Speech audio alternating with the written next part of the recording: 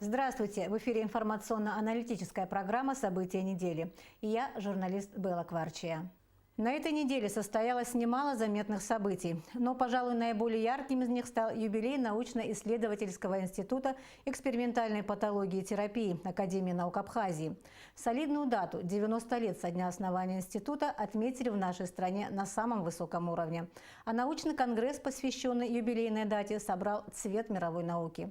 Как позиционируется сегодня НИИПИД в научном сообществе, каковы его достижения и над чем работают сейчас его ученые, нам расскажет директор НИИ экспериментальной патологии и терапии Академии наук Абхазии Зураб Миквабия сразу после обзора наиболее заметных новостей недели.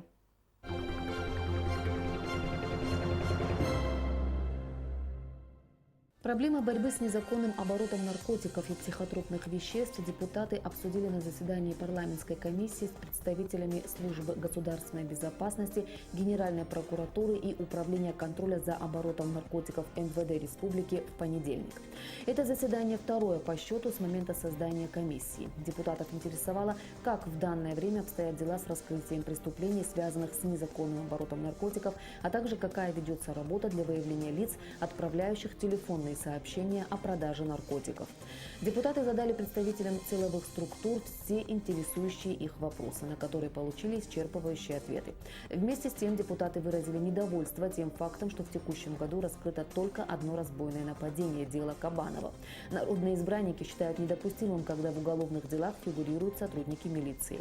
В итоге заседания члены парламентской комиссии приняли заявление с требованием к руководству страны принять безотлагательные меры кадрового и организационного характера. Вопросы взаимодействия в рамках формата Совета молодых дипломатов обсуждались в МИД Абхазии на двусторонних консультациях молодых дипломатов Абхазии и России. Подобная встреча прошла впервые в нашей столице. Ее провел министр иностранных дел Абхазии Даур Ковы. Российскую делегацию молодых дипломатов возглавлял председатель СМД при МИД Российской Федерации Константин Колпаков. На нынешнем четвертом раунде двусторонних консультаций речь в частности шла об участии абхазских и российских молодых дипломатов во Всемирном фестивале молодежи и студентов, который пройдет в Сочи, а также возможном содействии участию СНД Абхазии в международных консультациях молодых дипломатов в рамках форумов молодых дипломатов БРИКС и ОИС. Обсуждались перспективы создания Международной ассоциации молодых дипломатов, создания информационного ресурса для продвижения формата международного молодежного движения и другие вопросы. На этой неделе в Абхазии с рабочим визитом находилась делегация Совета Федерации Федерального собрания России, которую возглавлял заместитель председателя Комитета Совета Федерации по обороне и безопасности Евгений Серебренников, являющийся также заместителем сопредседателя комиссии по сотрудничеству Народного собрания парламента Республики Абхазия и Совета Федерации Федерального собрания Российской Федерации. Членов делегации принял президент Рауль Хаджимба. Глава государства выразил уверенность, что совместная работа депутатов будет плодотворной и результативной. Спикер парламента Валерий Кварчия также встретился с членами делегации. Затем в парламенте Абхазии прошло расширенное рабочее заседание комиссии по сотрудничеству Народного собрания и Совета Федерации. Комиссия была создана в 2008 году. С тех пор между парламентариями двух стран регулярно проходят встречи, на которых обсуждаются планы совместной работы. Вопросы обеспечения инвалидов Отечественной войны народа Абхазии жизненно важными медикаментами, индексации пенсий, пересмотра пенсионного закона в части доплат и другие вопросы обсудили на расширенном заседании в Общественной палате. Диалог состоялся между представителями Ассоциации инвалидов столицы и Сухумского района с участием министра здравоохранения, депутатов парламента, руководителя Государственного внебюджетного фонда инвалидов. Общественная палата обязалась изучить проблемы инвалидов и подготовить рекомендации. В Министерстве обороны состоялась церемония передачи российской стороной военного имущества оборонному ведомству Абхазии. 10 автомашин «Урал» и другое военное имущество передано в безвозмездное пользование в рамках практической реализации соглашения между Абхазией и Россией об объединенной группировке войск Вооруженных сил Республики Абхазия и Вооруженных сил Российской Федерации. Это первый шаг в вопросе модернизации Вооруженных сил Республики. Указом министра обороны России за большой личный вклад в укрепление боевого содружества и содействие в решении задач возложено на Вооруженные силы Российской Федерации. 5 офицеров Вооруженных сил Абхазии награждены медалью за укрепление боевого содружества. Вопрос распространения вредных насекомых, уничтожающих сельскохозяйственные культуры в Абхазии, а также проект создания кадастра объектов недвижимости обсудили в пятницу на расширенном заседании парламентского комитета по аграрной политике, ресурсам и экологии. В Народное собрание пригласили руководителей отделов сельского хозяйства и специалистов со всех районов страны. В обсуждении приняли участие и экологи. Количество насекомых, уничтожающих сельхозкультуры в нашей стране, увеличивается. Специалисты предлагают своевременно использовать препараты, которые помогут избавить культуры от насекомых. Также экологи предлагают оповестить население через всевозможные СМИ, рассказать им о методах и средствах борьбы с вредителем. Мраморный клоп пожирает плоды и листья. Фрукт или орех повреждаются ими еще на стадии созревания.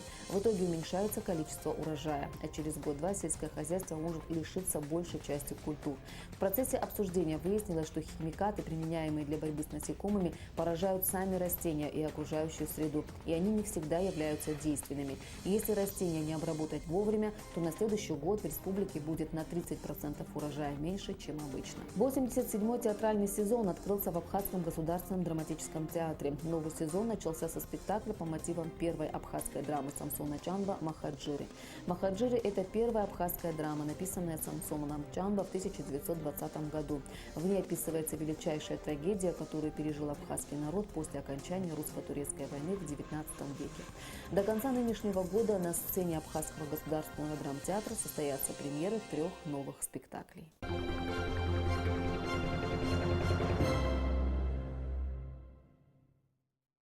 Это был обзор наиболее важных событий недели. А сейчас к главной теме нашей программы – 90-летию НИИ экспериментальной патологии и терапии Академии наук Абхазии. Учреждение было основано на базе Сухумского питомника обезьян, старейшего из ныне существующих и первого приматологического центра в СССР. Создан он был в 20-х годах 20 века специально как медико-биологическая станция для медицинских экспериментов. Питомник расположен в одном из самых живописных уголков Сухума, на горе Трапеция, которая славится потрясающими видами на город и Сухумскую бухту. НИИПИТ был основан в 1957 году и стал центром изучения приматологии международного значения и научной базой по борьбе с онкологическими заболеваниями. Об истории создания института и об итогах конференции, проходившей в Сухуме в честь 90-летия со дня основания научного учреждения, в материале Ирины Аршба.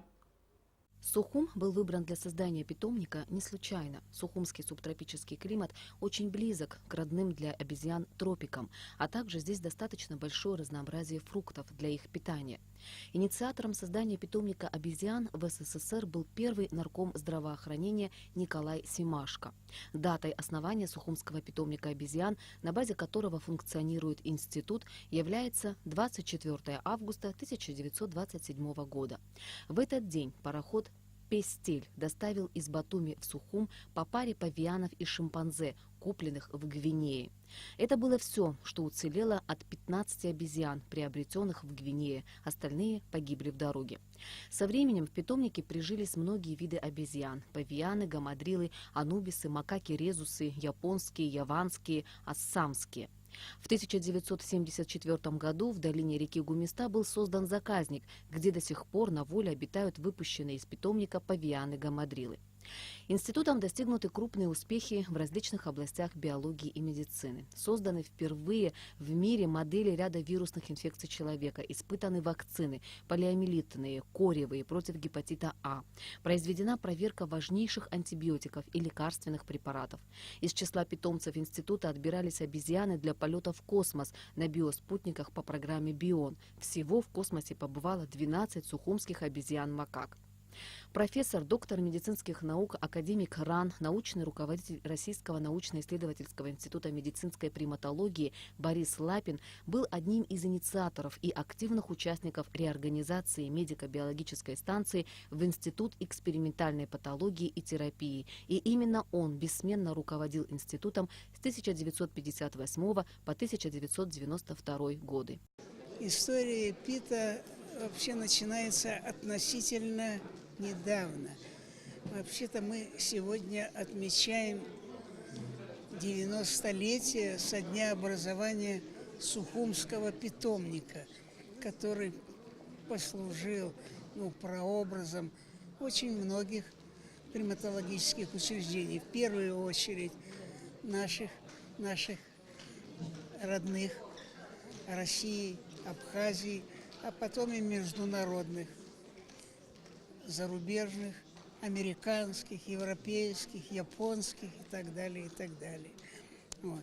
И я думаю, что мы должны гордиться тем, что все мы происходим от Сухумского питомника, который был создан в августе месяце 1927 года.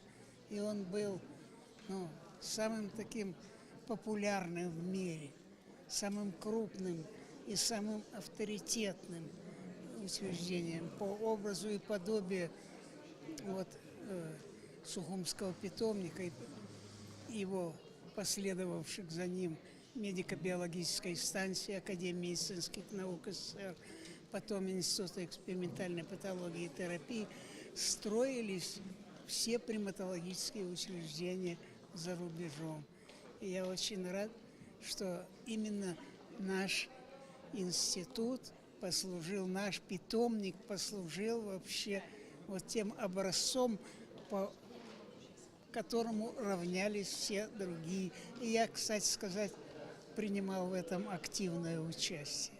Во время грузино-абхазской войны 1992-1993 годов институт сильно пострадал, но благодаря сотрудникам и бывшему директору ИИПИТа Зурабу Ардзинба значительную часть популяции обезьян удалось сохранить. Когда я в 1992 году приехал в Сухум, честно говоря, я подумал, что восстановить питомник и институт не удастся. Вот так вот. И я очень благодарен и тем, кто сегодня работает в институте, и кого мы сегодня чествуем. Я очень благодарен правительству Абхазии, которые делают все для того, чтобы восстановить это учреждение, которое действительно было самым таким престижным, самым интересным. Вот так вот. И я очень надеюсь, что пройдет время, и именно Сухумский институт экспериментальной патологии и терапии займет подобное такое место вообще. В настоящее время институтом большое внимание уделяется влиянию стрессорных факторов военного времени. Изучается иммунный статус обезьян, питомника. Продолжаются исследования по выявлению вирусов, вызывающих рак крови у обезьян. Работы по проблеме донорства, долгожительства. Работают лаборатории нанобиотехнологии, физиологии, патологии, экспериментальной гематологии и патофизиологии крови, онкогенных вирусов приматов, инфекционной патологии, иммунологии и вирусологии. Основными исследованиями являются у нас геронтологические исследования, мы моделируем лейкопению, мы занимаемся различными исследованиями в области онкологии, мы развиваемся, и у нас дополнительные контакты появляются, и практически все люди, которые сегодня здесь присутствуют, они приехали с какими-то идеями о совместном сотрудничестве. Институт, как и многие научные учреждения Абхазии, сегодня испытывает кадровый голод. В деле воспитания молодого поколения ученых большую работу проводит Абхазский государственный университет.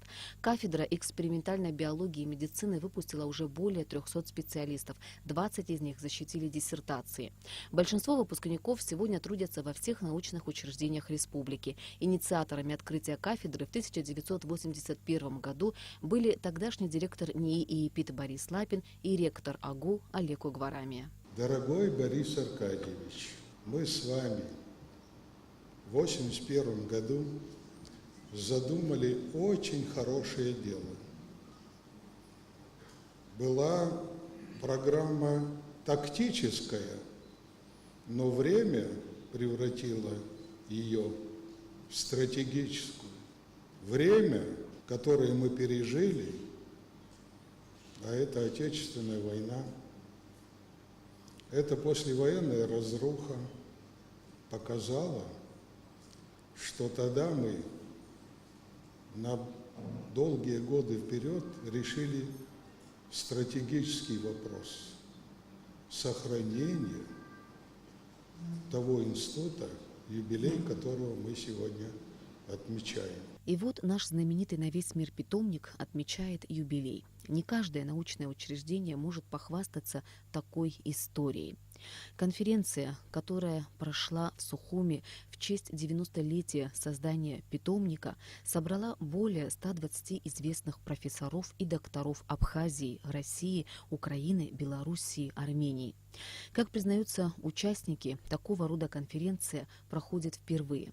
Здесь подводятся научные итоги и намечаются перспективы. И, что немаловажно, благодаря конференции будут налажены новые связи и заключены договоры в области научного сотрудничества двух государств. В Сан-Франциско проходил мировой конгресс по геронтологии. И я, выступая от имени Европы, назвал Абхазию центром долгожительства. Таких немного мест в мире. Это прозвучало с трибуны.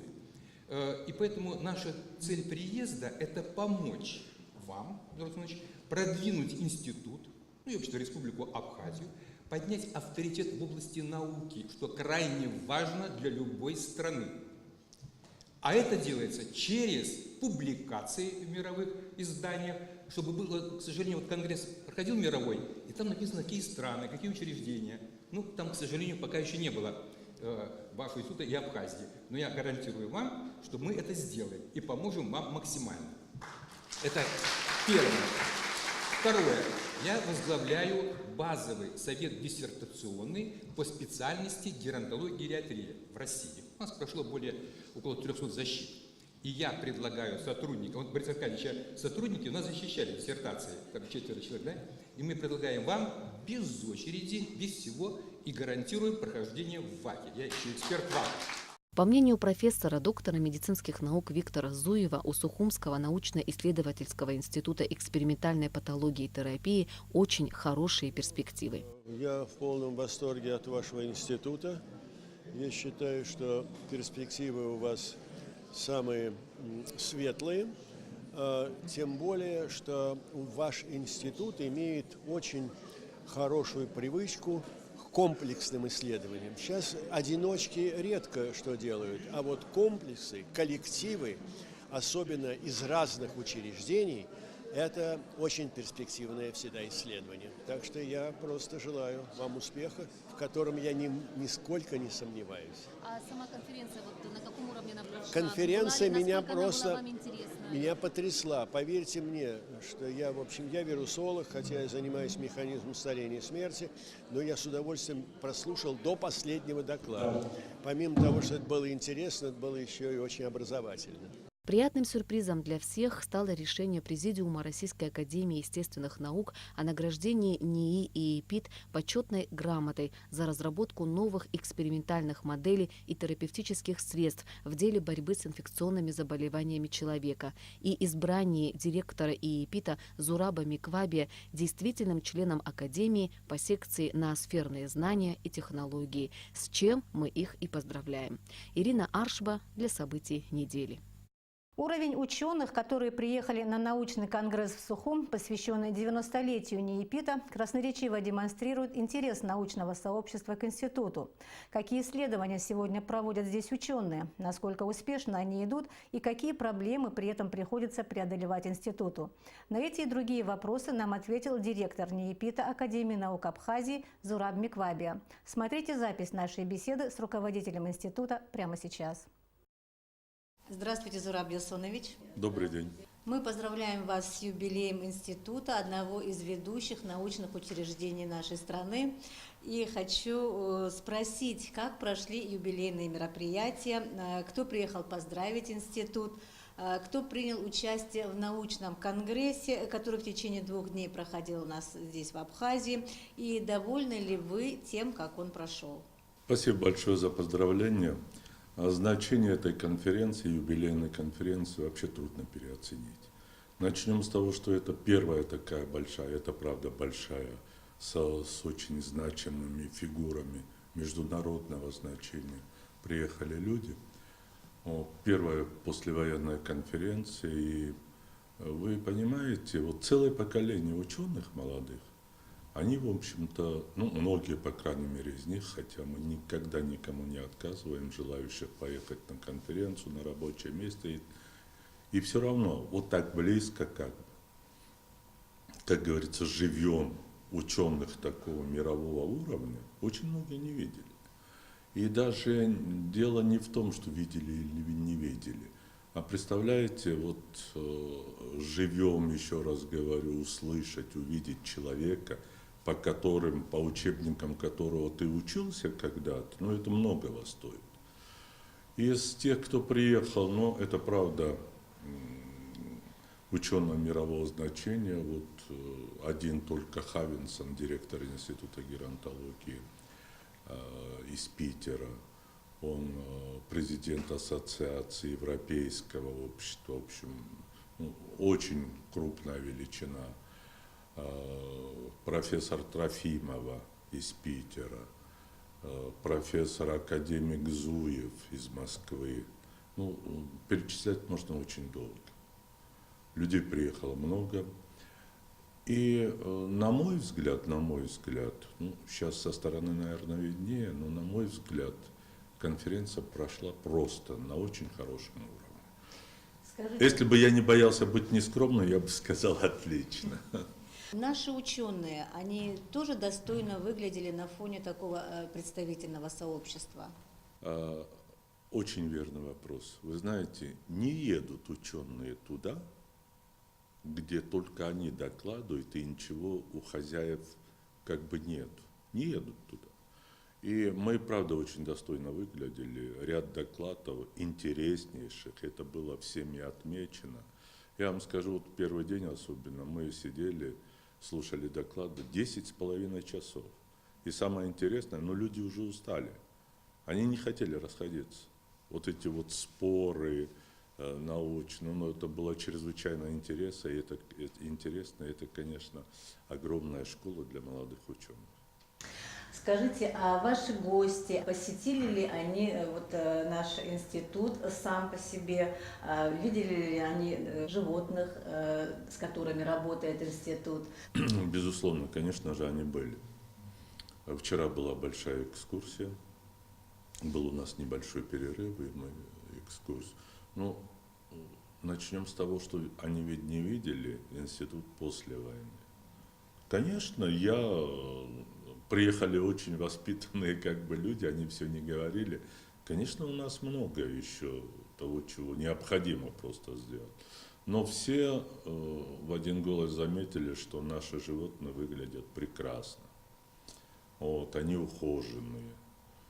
Это для нас самое главное, и тем более доклады, которые нами были представлены, там, конечно же, везде присутствуют животные и большое их количество. Зураб Юсунович, юбилей ИПИТа – прекрасный повод для того, чтобы поговорить о том, что уже сделал институт, как проявили себя в научной работе сотрудники института, насколько успешно идет эта работа и что вы ожидаете в перспективе. Я думаю, что вообще человек, а тем более учреждение такого уровня, оно не имеет права жить вчерашним днем. Те, кто живет только вчерашним днем, у него завтрашнего дня просто не будет. Я уже говорил, что мы очень достойно выглядели на этой конференции. И вы знаете, мы просто не пригласили бы людей, если бы мы видели, что мы не потянем этот уровень. Просто их не пригласили бы, потому что нам было бы стыдно. Направление. Сейчас приезд профессора Хавинсона, директора института геронтологии. Мы и так занимались уже геронтологией, феноменом абхазского долголетия. По определенным причинам финансовые причины, мы только в этом году начали. Параллельно до этого проводили такие же исследования на обезьянах. А его приезд, это простимулирует, конечно, более мощное занятие этой темой. Теперь, что касается и других тем. Во-первых, практически со всеми учеными, которые представляют крупные научные центры. У меня была беседа, со многими уже заключили соглашение. Например, ученые СУФы, это Госмедуниверситет, они скоро приедут к нам целой командой, в общем-то. То же самое всемирно известный институт имени Чумакова. Кстати, основатель этого института много лет работал со своей женой здесь, они полиомиелитную вакцину сделали. Вот. Ну и наше традиционное направление – это онкология. Мы, конечно, его не оставляем. Вот ждали сейчас окончания этой конференции, и у нас начнется крупная тема по онкологии. Зураб Ясунович, у человечества, к сожалению, есть много различных заболеваний, с которыми ведется борьба не одну сотню лет. Всегда придумываются, идут поиски какой-то вакцины. Скажите, есть ли такая работа, ведется ли такая работа аналогичная в нашем институте? Как это ни удивительно, каждый год появляются болезни, которые, в общем-то, в медицине известны не были. Да.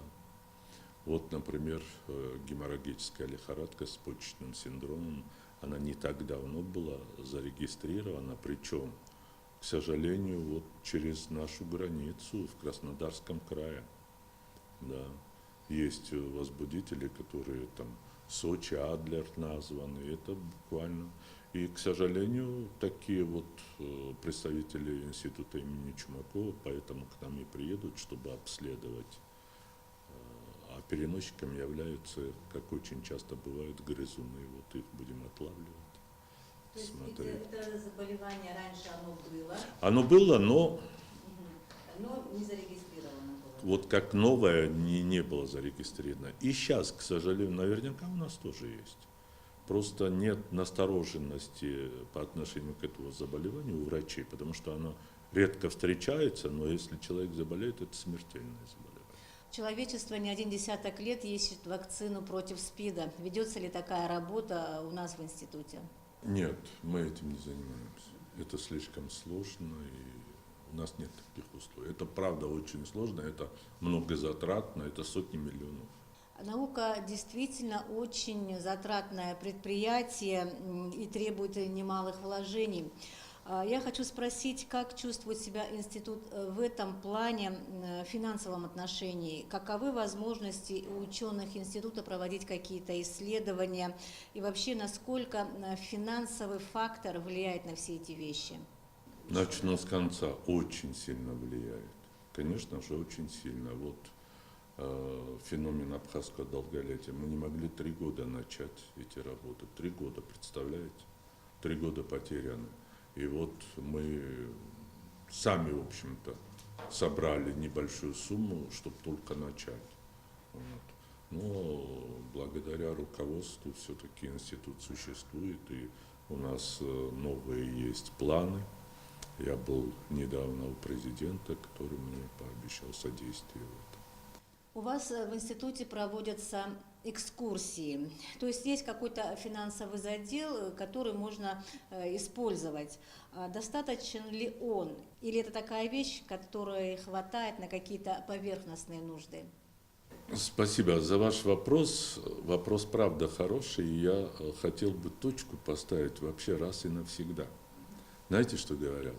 Вот вы зарабатываете деньги, а куда же вы их деваете? Первый проект, первый бюджет, который мне пришлось защищать в парламенте, он состоял из денег, которые отпускает нам государство, и вторая половина – это вот эти вот экскурсионные деньги. То есть мы не можем их взять и куда-то потратить. Вот эти экскурсионные деньги расписаны абсолютно так же, как бюджет. То есть это бюджет.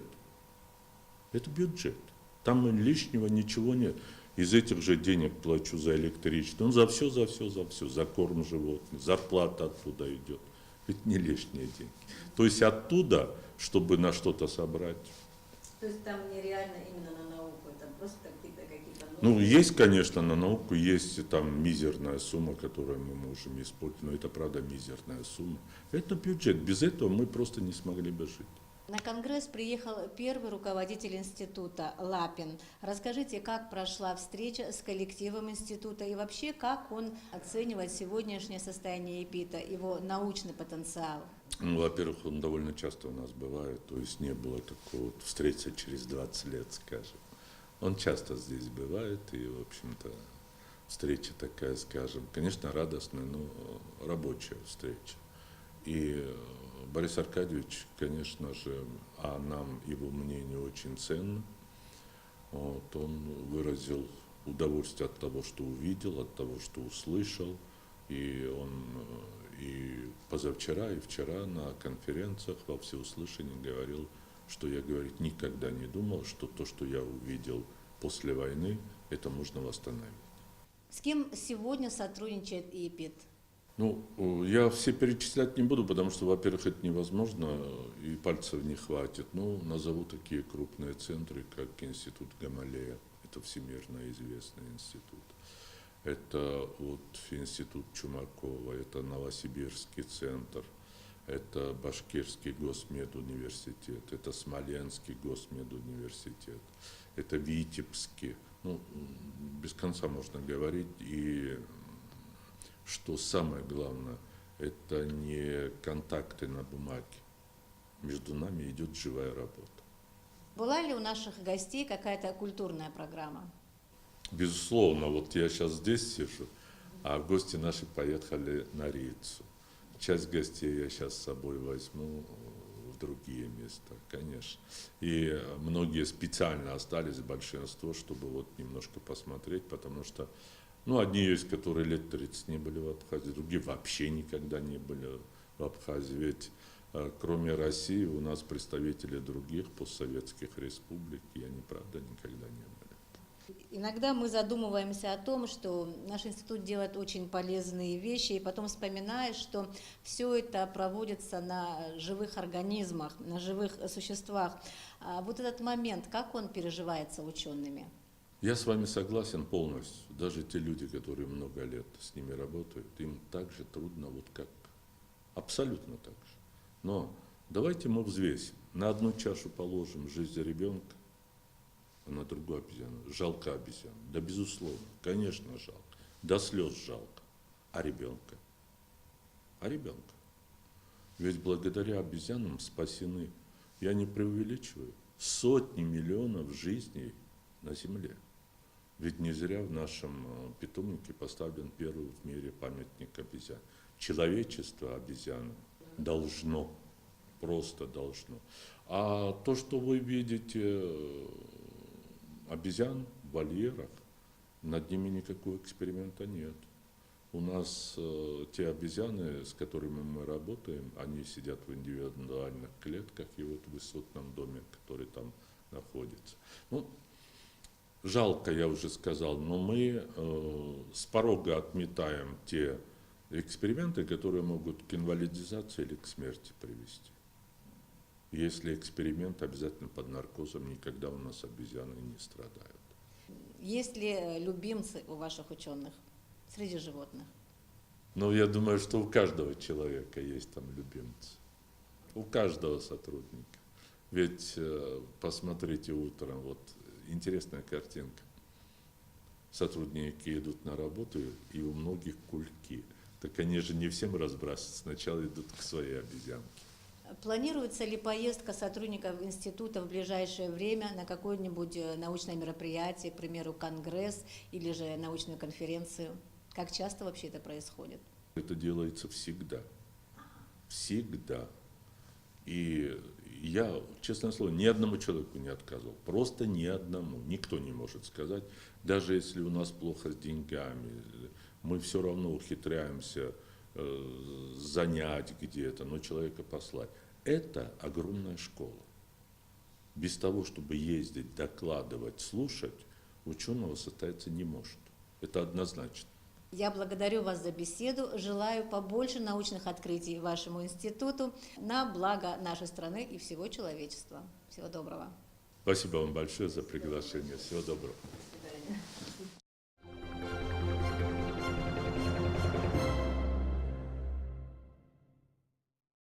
Мы продолжаем выпуск к новостям субботы 23 сентября. Военнослужащие российской военной базы Южного военного округа в Абхазии на полигоне Нагвалоу завершили проведение учения с боевыми стрельбами. Об этом сообщила пресс-служба Южного военного округа.